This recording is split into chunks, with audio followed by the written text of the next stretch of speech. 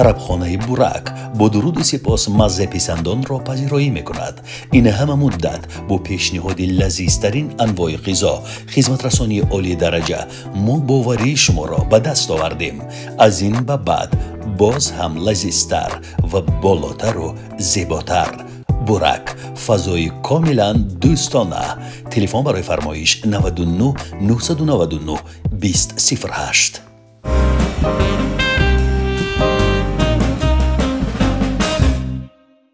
درود میگویم بر شما عزیزان دل. برنامه نوبتی را شروع میکنیم و باید برای شما برسانم که دانا و کانا را نسل من میشناسد، نسلی از من بزرگتر میشناسد. شاید نسلی امروزی، جوانهای امروزه نشناسند، اما من بهر شما میگویم که دانا و کانا هنرمندانی بودند که با حجم و متعیبه و بزلگویی خود میلیون ها را تسخیر میکردند. حالا میگویند که استنداپر و فکر میکنند که این ژانر جدید است.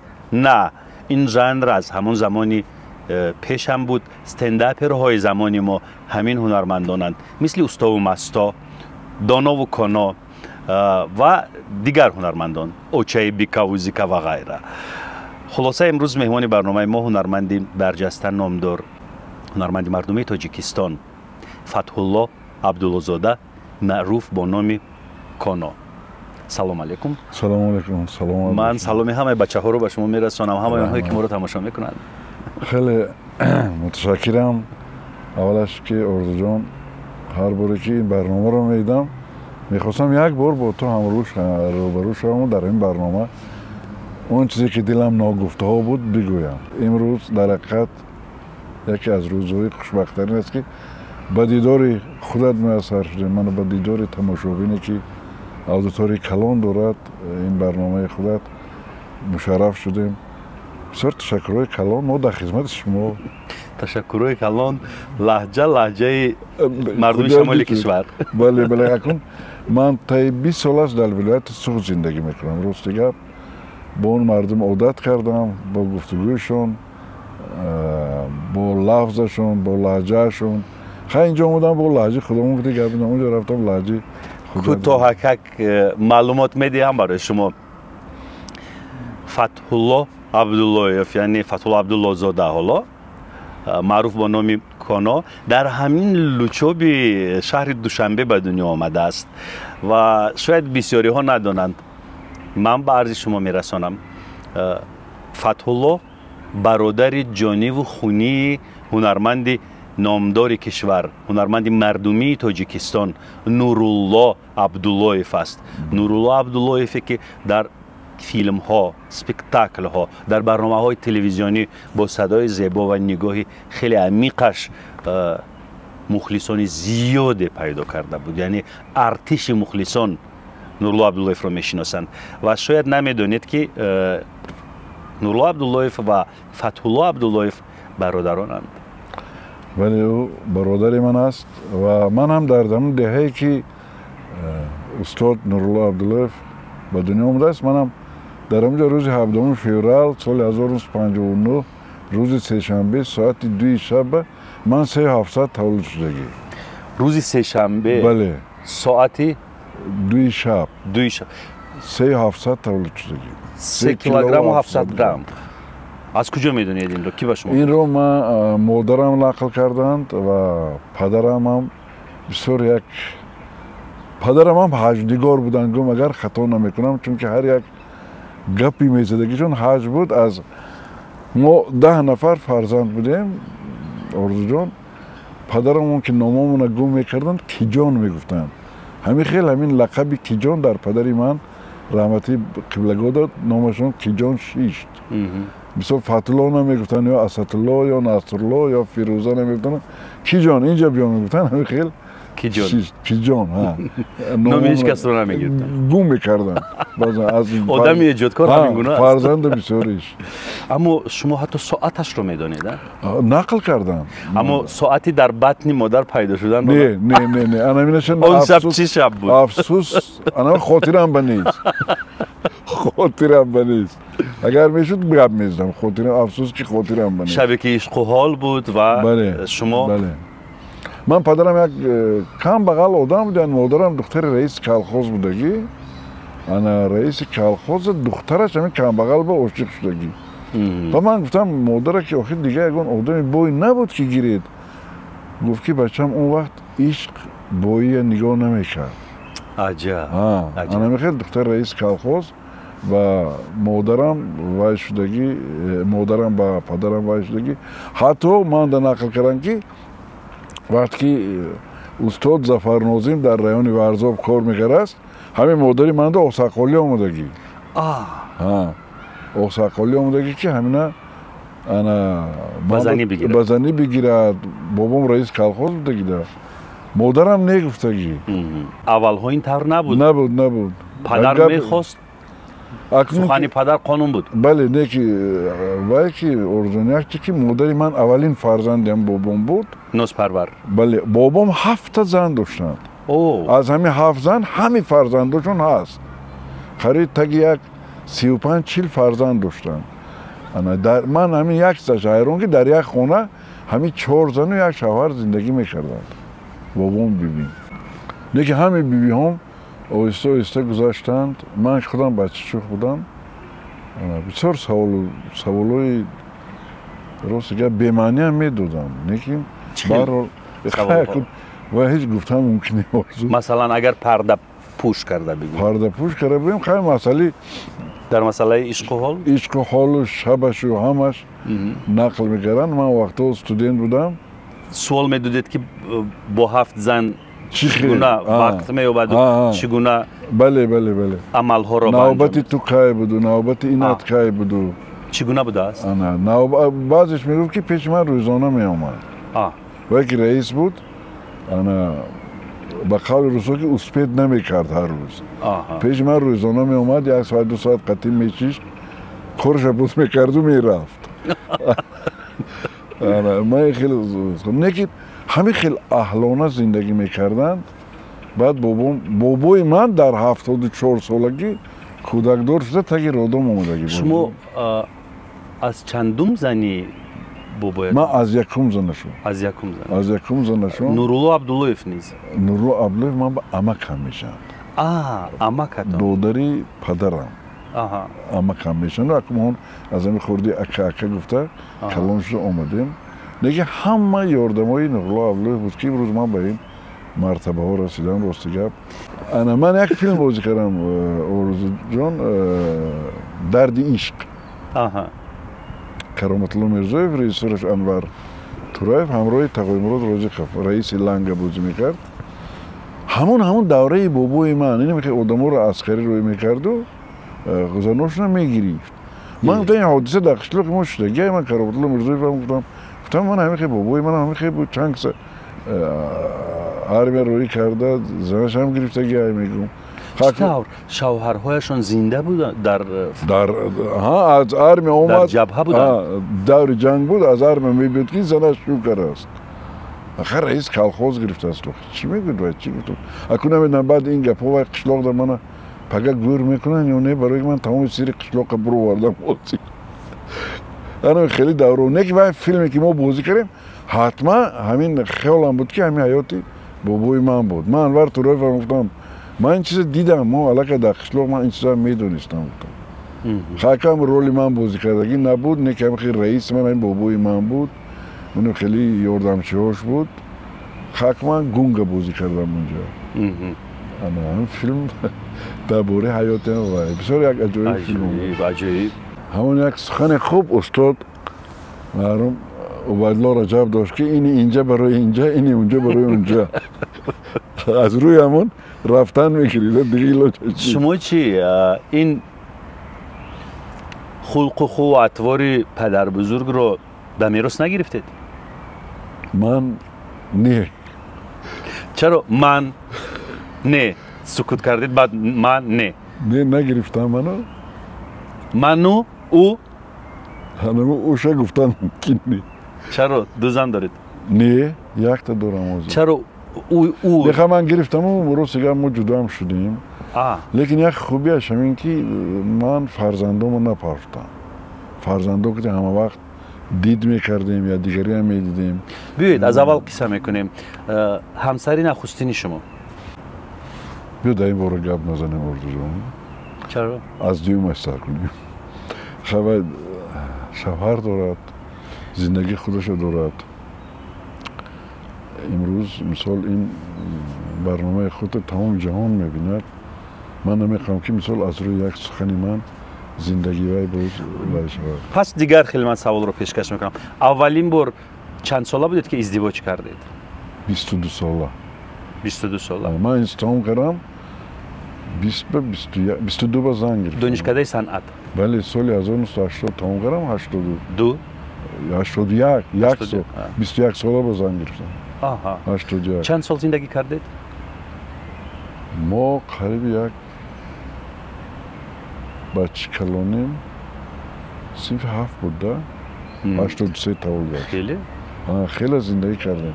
یک 14-15 سال زندگی بله کردید؟ بله خیلی زندگی خوب داشتیم و از بس که کسب اکتوری خودت میدونه چه خیلی بود. بعد از قشلاق دور زندگی میکردیم اردو جان. تا قشلاق ما رو ما شب ساعت 11 سپیکتاکل تمام میشد تئاتر جوانان. تا قشلاق ما ساعت کدوم قشلاق؟ لوچوب. لوچوب. این لوچوب نه، لوچوبی بالا هست. از چوربا با 8 کیلومتر لوچوب اساسی اونجا هست. انا تو پیاده همراه رحمتی بابا سعید یتیموف ما هر دو از یک قشلاق بودیم. شبا میبرمودیم خیلی بابا سعید نو زنگ گرفتگی فریب میکردم. پیاده میرفتیم. باز هر ساعت 8 آمدن در کار بود. ماشین نبود اون وقت. همین ماشینای گروزوایی بود. همونو میرفتیم و می آمدیم و اگر ماشین شب میستاد میگیرید. نه که نمیستاد پیاده میرفتیم. دلیل برهم خوردن زندگی شما با این خانم چی بود؟ عیبی من بود. چی؟ نمیرفتم خانه ماهاش کتی نمیرفتم. بعدا نمیخیل میشد که 2 ماه 3 ماه به یک بار میرفتم. بسیار عیبی من بود چون که نگاهم نکرد. اون زن طاقت نیاورد. ناورد خیلی. و درست هم کرد. چرا بله. شما در 8 کیلومتر در یک ماه یک بار می روید؟ این سال رو به خودتان دادید؟ همین خیلی بود. و بعد اینجا خیلی بود. آرزو جان از سهر می آمدی سهر رپتیچه تو یکا از یک می برم تلویزیون می رفتیم. از تلویزیون دوبلاژ می رفتیم. از دوبلاژ 7:30 بیگا سپیکتاکل سر می شد. 10 شب 11 شب تو گریم سینمات می گریم ساعت 11 شب می شد. در همین جای مسئله من با پدر بزرگ شما احسن میگویم که 7 تا رو چطور سرشته کرد در حالی که شما به 1 تا رسیدگی نمیکردید. وای بیکار بود. رئیس کالخوز وای چی فرمان میداد همه چیز گوشتش هم میآوردن گوسفندش هم میآوردن روغنش هم میآوردن اون کی پامون گوش میکرد. رئیس کالخوز بود میتونست وای دو فقط دست آستین رو برزد. بله میدر اومد. با اومده با زوری هم میکرد. چی این کارو نکردی وای کارو نکردی. خلاصه جدا شدید از هم. بله. لیکن فرزندو شکر خدا از 4 فرزند دارم رفت آمد دارم.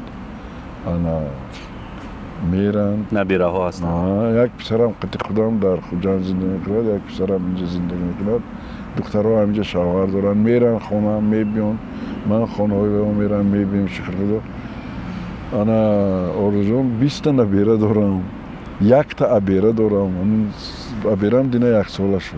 بهترین. 1 ساله شد. خودم خیلی عمری با برکت نغز دیدم اکنون از هیچی پشیمان نیستم. دویم بار چگونه ازدواج کردید؟ دویم بار همین که گرفتیم چشمای پوشیدیم گرفتیم. از اون قشلاق خودم. از قشلاق خودتون؟ بله. زنی شما از شهر خوجند نیست؟ نه زنی من از اون قشلاق خودم. چرا خوجند رفتید؟ سال 98 97 جنگ سرشت مرا خیلی عذاب دادن. کی؟ اون وقت اپوزیسیون بود و این وای بود. اون وقت چند بار کدام طرف جبهه شما رو عذاب داد؟ اپوزیسیون هم عذاب داد. اینو هم عذاب دادن. لیکن یک همه آدم بزرگ بود چی عذاب دادند؟ خب کن میقاپیدن ما تو کلوبی گفته وایش تو غرمی گفته میقاپی اون وقت همه خیلی بود که انا بعد او ساعت گریختم رفتم خوجند همونجا ایستادم بعد همونجا زندگی کردم زنم اینجا جیغ زدم قطعی بچه‌ام رفته بچه‌ام رفتن همونجا بعد همونجا موندیم از سال 98 همونجا موندیم تئاتر کمال خوجندی کار درآمدم همچون اکتور اونجا همسبقان بودند؟ ها بارزا عبدالرزاق اونجا گلان رئیسور بود کریم جان اون همراه هم بازی میکرد دیگه همکورسم وای همونجا بود همونجا همین استودی خانوادانه شدیم هر دومان قطعیم کریم جان تمام ولایت گشتیم یگان قشلو یگان مکتب نمونده بازی کرده برآمده بعد من تئاتر کار درآمدم و در اروتیپا کریم جان سر رئیسور بود و مورد خاندین کمان شدن اینجا گذراندن قطعی یک 8 سال کار کردیم خاندین کمان کردیم استید اول ماجرای برهم خوردن دانا و کانا رو در میان بگذارید ما ماجرا نشدیم اینجا هیچی چطور؟ شما خاندین کمان رفتید؟ نه کانادانا به شکل خودش میرفت بغیر که من خاندین کمان در کار میکردم با کانادانا گروپی خودمون رفتن میگرفت نمایش ما یک مدت از هم جدا بودید؟ نه همروی نه همون استودیو کار میکردیم خاندین کمانو نه که ما با بغیر که خاندین کمان کنسرت میرفتیم با کنسرت کانادانا داشتیم خودمون 2 نفر یا گلبهار یا سلیمان اگر تا قطعمون خوش کرده رفته مثال امروز اسفره رفتن در کار ما خاندین کمان که رفتیم یک هفته پسش با من کانادانا میگرفتم میرفتم کار میکردیم خیلی بعد ماجراها بعد سر شد نه با من گفتند که چی اختلاف میان شما و پارتنر شما افتاده است کریم جان کتی بله نه شما گفتید بعد ماجراها پیدا شد ماجراها در دور خاندین کمان چی ماجرا پیدا شد خیلی نادیگر فهمی شد چی نفهمی خیلی بعضا کاروی وای ما با معقول نشد این مقیم جان بعضا کاروی ما مقیم جان به شما پسند نیومد خیلی بعضا میشد که صحنه تئاتر با تو این خیل من مثال معلومات اولیکتی کسبی اکتور من کریم جان کسبی ولی خوندگی نبودن راستی بگم تشنه که همچون اکتورای خوب بودن مقیم بسیار یک دیدی کلان دارد راستی گپ بسیار کار میکند اما چی کاری شما با مقیم جان پسند نآمد و چی کاری مقیم جان با شما پسند نآمد بعضا این همین خیلی است دنیا که بعضا جو میری معقول نمیشه ارزو جان در دوره تئاتر جوانان ایست کردم یک سپیکتاکل بود با نام امید من اثر شادی سولید طلبک بازی میکردم یک بچه غرمی بازی میکردم وقتی پکلون میرن اکتورو پکلون رفتم با من ممکن 10 بار پکلون میکردم تا همین درجه میشد که پکلون میکردم انا خیلی بعضی اکتورایی بودن که میگفتن تو اینجا تا میجمونی میخندونی اینجا نیکی شادی سالیف هم وقت طرفداری من بود برای که من عادی طلبه من گرفته بازی کرده بودم این در بین همه طبقه هست کی میگفت که اینجایت را میجنبانی؟ خیلی اکتورها بودن میگفتن کدوم اکتور؟ وقت قطعی کی باز میکنه رحمتی بابا سعید رحمتی نظیرمت کتی بازی میکرده موسیقی نظیرمت میگفت نه نظیرمت نمیگفت بابا سعید میگفت نه کی بودلو اشرف بازار میگفت سگرا تو اینجا تا میجونی اونجا تا میجونی خاندان میگه تو نه کی بودلو نه برشین تماشا کن انا بسیار یک گروپی خوب بودیم بعد من که اون طرف رفتم اسپکتاکل موند در برنامه‌های تلویزیونی هم بودید بله بسیار ما اول از وای سر کردیم امروز جان پیاز قیاس میدونم پیاز قیاس الف با پیاز قیاس منو نعیم عارف بودیم اول تقای مراد روزی بود کندلاتک و پیاز صاحب سلطان النظر و بود بله یا رکلام بازی کردم همراه مقیم میگم تو من $3000 تی من فقط تو $500 بولوش مونده ورا میچم و بولوش یا اشکره میچم شد رکلام رفت 2-3 روز زنم یه روز گفت که بیا بزرگ رایم یک مایچه من بار قطعید پنجشنبه گفتم شد گاب نیست رفتیم هر باری که من میرم قزنم من از آنم 2-3 متر پیشتر میرم میدونم که مردم هر گپ میگن همین افسردیم با یک جای هم روزه کن یک مرده که همون درخت کرشکه فروخته یکی ای اکا یک جو میگیری هم $500 کای میبیوری و قرض میگیری و بیوری نمیشه زنم نمیدوند که سرا همه بزرگ پنجشنبه چی خیلی که همه نگاه دارد ما هم تا اکا و جمعه پول دکسیم برسو دیم تا میتیم چی گم من زنم میگه تو هوای قرض من تو نیوی ریکلام های بعد التماس کردم ریکلام گرفته پارفتن نباشم گشته نمیشون بعضن میشه دیگه با مقیم جان نگفتید که چی ماجرا شد گفتید که ماجرا شد اما نگفتید که چی ماجرا همون رفتیم مقیم با معقول نشد چی بود دلیل رفتنتون خیلی خواستیم که کانادوناک شویم و گروپ چند بود نه بحث ماجرا اطراف چی شد ماجرا پول مناسبت بحث ایجادی چی خیلی بعضی بحث ایجادی هم میشد بعضن من یا اینکه تقسیم سرمایه مالیات میشد اینا میشد این گپا هم میشد لیکن به هر حال چیزی که میشد ما باز یک دیگر را با دستگیری میکردیم تا حاضر مثال اگر مقیمان آمد مثال باز من خبرگیری اگر تماشا کرده باشی آمد خبر گرفت بچه‌هاش که کار تکلیف کرد که بیا موقعی کار کنه که من دیگه مقیم جان من کار حالا ببین چه من کار کردم نمیتونم من کار بکردم فرهنگم جای کار بود با اسای امروز آمدید مریض شدید تاگی یک 17 سال شد بیماری قند دارم چشمانم نقص نمیبینند هرچند که 2 بار جراحی کردم پاچه هم نقص کار نمیکنند نباشم ولی وقتی اساگیری من نیست چند ساله شدید؟ من 67 فوریه 66 ساله شدم به نفقه بر اومدم انا ولی همکورسای من بینید گفتی رحمتی پدرم که دومی خوگه میکنند خاکن بیماری همین خیلی است شده بیماری همین خیلی است من در دست شما یک عکس دیدم که خالکوبی شده از تتو چی هست این تتوی شما؟ این سال 81 وقتی که نو زنگ گرفتم من رو با صفی ارمی گرفتم 12 روز گذشت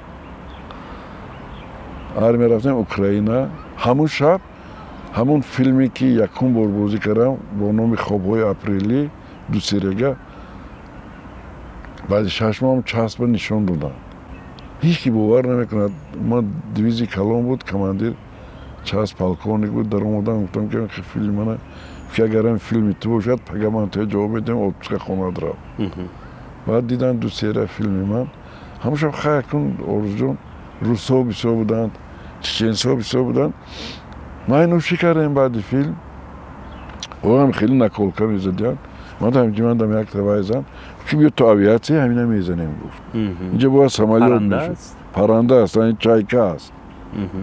چایکه است اینجا باید نومی همون دوست داشتم مینوشتم خیریت ننوشتم کی بود دوست داشته شما؟ همون زنی که اول گرفتش بود خوجند رفتید به شمال مملکت شما رو چگونه پذیرفتند؟ مرا که از بس که میشناختند خوب پذیرفتند راست گپ من باور کن آرزون یک سباعت گفتنی اپاخان داشتم من 5 سال خونه به کوارتیران بی پول شدم 2 خانگاه داشت بنده داد خدای 3 خانگاه داشت همین از خوبی بود از وای بود که بی پول در همون کوارتیره شدم با لهجه مردم خوجند چیزی گفته میتوانید؟ چیزی گویم که؟ هر چیزی که میخواهید من سوال پیشکش میکنم شما با لهجه خوجندی جواب من گفتوسی هم که چیزی گویم با بگوید که زندگی در اول دشوار بود در خوجند که دشوار بود دیگه آخه اولیگ نمیرسید 5 سال در خانه سباحت بانو زندگی کردید هیچ پیسه و پولی ندادید؟ نه تئاتر اون وقت اونقدر پول نداد لهجه خوجندی؟ پولش کم بود گوید که اونجا با اکون تئاتر چقدر پول میداد همه آرتیست گفته کوچه میگشتن گم میکردن من میلیونر نگه اومدم در خانه بینم یک نان قاقو یک کاسه جرغات سباعتپا پول طلب نمیکرد؟ نه و خودشان آورده وای میکردن نان و آب ما را بسیار یاردمای سخت میکردن. خدا عمرش دراز شود. من توی بسیار میرفتم، درآمدهای خوب میگرفتم. امروز یگان معرکه نمیرم، چون که من معرکه رفتنده دو آدم یا آدم قطیم بردنم در کار، درست. اساکتی درآمدنم در کار. پیش میکروفون با بسیار استفاده نمیتونم. این شیشته گپ زدن ممکن نی، از روی آداب نی. شیشته حرف زدن از روی آداب نی. از روی بعضا من اتیکای هنری لازمه میشد خودجان بخیر خدایی میشد و میشد میبرن. مثال یگان جوره ما مادرش میپدرش باشگی میگم جوره جون من میرم هم بیرون در استالک ماشینم من خونه دارم و مردم دارد ما همه خیلی تربیت داریم که ما باید خیزیم از جون. بله. نه خیزیم و علاقه دیگه خیلی فکر میکنند. همین چیزا آدم آسته زیر کاره میگیرد. مطمئنم که صحت میشود. انشالله امید دارم. و باز میایید با برنامه ما؟ البته آرزو دارم که باز بعد این ناگفته ها شاید با گفتنی پیدا شود. البته که ما صندوق دل آدم پوری حرف است. بله با خودت واخوریم، با خودت یکدیگر بینی کنیم. یگان هجوک، یگان شعرک، یگان مونولوگ. شب همین فکر کنم که و آرزو من با سوال می‌زد که حق شما اکتور گفتی خوجندگی که شما قضیه یگان لطیفه البته خیلی یک لطیفه میگم مایلش پسرک 18 ساله میشد. پدرش میگه که بچه هم اکن تو 18 در اومدی را بوا تگوی که من تو دیگه 18 در اومد علیمین نمیتیم و چشمی بواد رو نکی نگاه کرده میگه پگو بوا گفته که مادر میگه ما بعد میبیاد پیشی مادرش میگه و جان خوجندی کرده گفتم دادم گفتن که همین را بودگی تو 18 در اومدی من دیگه علیمین نمیتیم و چشمی بواد و نگاه کن کنی چی میشد بواد. بعد بواش میگه که بچم راو دادو تگو که 18 سال بچی مردم در علیمین دادی انا که چشمی دادو نگاه چی میشد. برای من حوضم نمیخوام که چشمی یکون گستم خیلی شما. برای همین بسیار تشکرهای زیاد، بسیار خورسندم. امروز خورسندم از خودت، از جانم حمزه که همین کار همراه من امید جان تشکیل ما همراه امید باز یک کینو هم بازی کردیم با نام خواستگاری. من اونجا داملای نکاهگر بازی میکردم با قریبی تلویزیون میکردم رفت. بسیار منتدارم، منتداری خودم، منتداری اهل عائلم ارجان به خودت، به اهل عائلت باز به دخترچت که ما همراه در یک فیلم و یک عمری میموند. من بعضا از چی خورسندم که من 10 تا فیلم بازی کردم نیکی بعد مردنم همین فیلم ها در یاد مردم میمونن میگن که همین خیلی اکتور خود این حرف را نگوید. کسب ما خود همین است که آدما میلیون دارند نیکی هیچ کی نمیشناسد، میلیارد دارند. بسیار چقدر بیزنس های کلان دارند. نیکی ما یک صحنه بازی میکنیم تمام مردم اما هیچی نداره، هیچی نداریم نیکی کیسه ها خالیست. منت دارم دوستی عزیز از همین برنامه خودت استفاده برد اگر اجازتی به تمام خیش تبارونم به فرزندام به اون یار دوستایی که مرا میدونن میشناسن بیتون حالی من زنده بیتون خانم بیتون میشنیم چق میکنیم یاد یادیگر میکنیم. من دوستداری همه شما رو من دوست میدارم. تشکر. من تشکر میگویم به هنرمند جوان امید سلطانزاد و برادرزاده اکای فتح الله به حمزه سپاس میگویم که کاری کردند استاد بیاید امروز در برنامه ما شرکت کند. سپاس به شما بچه ها، سپاس به همه تماشابین ها. خداحافظی میکنیم. سلام علیکم. وقت خوش به همتون. سلام علیکم. تشکر.